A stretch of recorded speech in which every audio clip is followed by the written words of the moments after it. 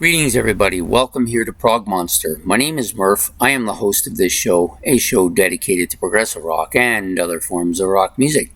So we're back here with day number 8 of our September series, which is called The Other Prog War. So we have 2 more of these obscure bands, and basically what we're doing is me and Ben decided that we wanted to do a more obscure prog war, because the last one we did was more well-known bands. And so we wanted to give some more attention to prog bands, but the lesser ones who don't get the attention that they probably should deserve. A lot of this music is really good. So we have 2 today that I think are really good. I had a hard time when I was listening to them deciding on which one I liked better. I ended up picking one. It wasn't by a hair, but it wasn't much more than that. So we have the 2 that we are going to be talking about today. The first one is called Stepahead. They're a French band. The album is a self-titled album, and it comes out in 1982, probably right around the time of those second generation prog bands, or the second, what they call it, the neo-prog bands. I guess that's what it is. And then you had Julian J. Savarian with his Waiters on the Dance Floor from 1973. This, I think, was originally a book as well, like the first novel in a series of books, and he made it into an album. He's a keyboardist, I believe. If I'm mistaken, somebody would let me know. So anyways, we're going to talk about the Stepahead album first, because that's the one he gave to me first. So this album, really strong on the guitars. The guitar player is very, very forward, very strong, lots of soloing, lots of really good catchy riffs, and very dominant, I think, throughout the entire album. He's very dominant. The keyboardist is also equally, maybe not quite as equally, but very good, very strong, lots of soloing as well. I think these 2 were the main members of the band, as well as the vocalist, who I think is just absolutely great. He's strong voice, strong vocal performance, really frontal. So these 3 are the dominant players on this album. There are some, before we get going, the cover is that of a mystical feel to it. It's a woman. It looks almost like ghost-like, coming off of the mountain. I think that's what it is. That's what it looks like, but it's very mystical feeling. There's some piano and guitar to open, which are really fantastic. They play off of each other quite a bit. And then you got some heavier parts throughout the album, to be honest with you, very strong. Some very clear production here. This is a strong produced album with lots of really clear sounds. The guitar, like I said, very dominating. I think that the keyboards were maybe not quite as dominating, but they do trade off on a couple solos here as well, where one starts and then the other one follows. Really, really well put together album, I think. What else can I say about it? Some real catchy and strong vocal performances on this particular album.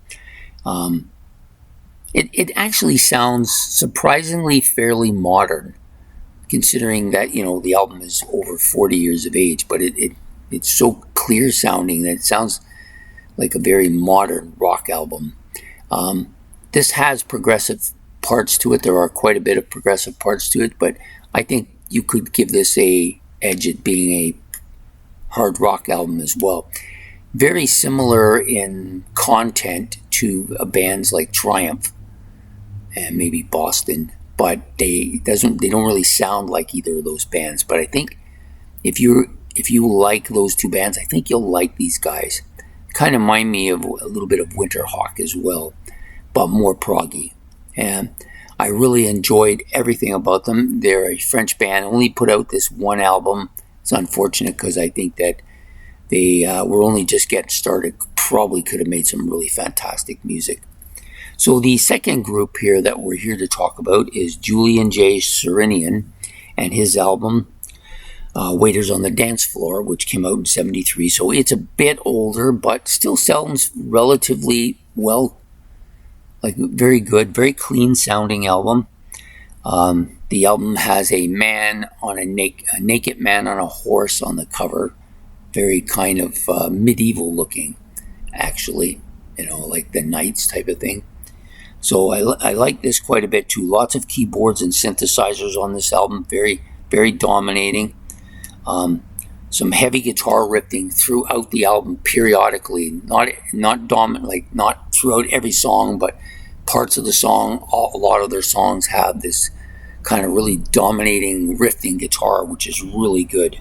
It's really catchy too. So this is the first book in the trilogy, so that I've been told. Some very symphonic keyboards on this album. It's a very symphonic album. Has a lot of that on it. It's kind of dominated by it. What else can I say about it? Vocals are high. I had a bit of a trouble towards the beginning of the album determining if it was a male or a female vocalist. It definitely had a female quality to it, but it also had a kind of made me think it was a male vocals. But towards the end of the album, I got a strong impression that it's a female vocalist. I guess I could have went and looked it up, but I enjoyed the vocals. I just didn't enjoy them as much as the first album. Some very catchy keyboard and piano throughout, but towards the end of the album, there's a part where they're both playing, and I just think it's my favorite part of the album. I remember it. It was so good. And again, very strong proggy album, really progressive in its nature. Probably more progressive than the Stepahead album. But the Stepahead album, I think, just had some elements that weren't present on this one, and I think the guitar player and the vocalist were better than either of their counterparts on the Savarian album. I also think that the tracks on Stepahead were more concise and more meaningful to me. They touched me more than the tracks on the Julian J one. But either way, they're both really good albums. Either one of these albums could have gone very far in it. Unfortunately, one of them isn't going to be going any further, and that's going to be the Julian J Savarian album. It could easily have gone on a couple more rounds, but it came up against this album, which I think is just stronger. And this is a strong contender for the championship, this album, I think. Anyways, I hope you enjoyed this video. If you did, please like and subscribe. It's much appreciated. This will actually come out tomorrow morning, day 8, battle number 8.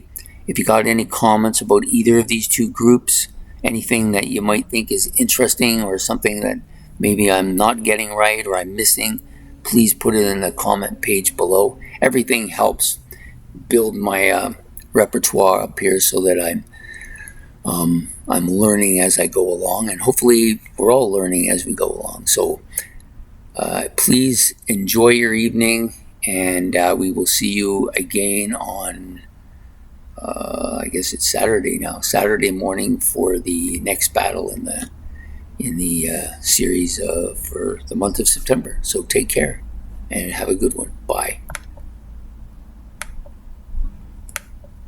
No.